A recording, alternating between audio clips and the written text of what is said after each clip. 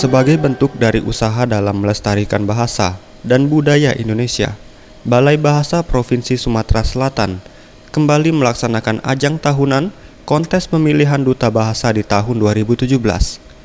Dalam ajang ini, 114 orang peserta yang berasal dari kalangan mahasiswa dari Universitas di Palembang. Selanjutnya satu pasangan yang akan menjadi duta bahasa Sumatera Selatan tahun 2017.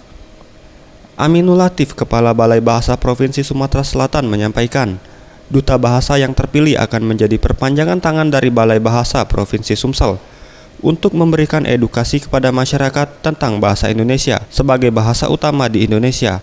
Uniknya, ajang ini tidak hanya diikuti oleh mahasiswa dari jurusan bahasa saja, melainkan juga dari jurusan lainnya. Nanti kita harapkan mereka sebagai perpanjangan tangan kita yang mewakili dari Badan Bahasa untuk memberikan edukasi pendidikan atau juga publikasi pembinaan tentang bahasa Indonesia sebagai bahasa yang utama di. Sementara itu, Ali Hanafia, Kepala Bidang Destinasi dan Industri Pariwisata, Dinas Pariwisata Palembang menyampaikan, para pemenang duta bahasa tidak hanya berkiprah di dunia pendidikan, namun juga mampu menjadi guide bagi para wisatawan, mengingat Asian Games 2018 sudah semakin dekat.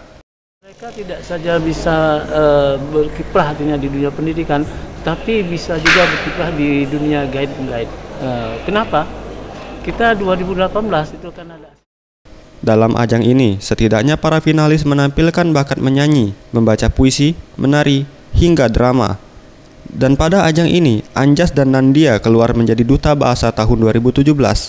Mereka cukup senang dengan gelar yang disematkan, karena nantinya akan mewakili Sumsel di ajang duta bahasa tingkat nasional.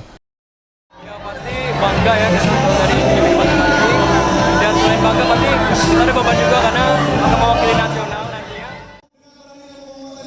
Anugrah Sandi Pratama, Sriwijaya TV.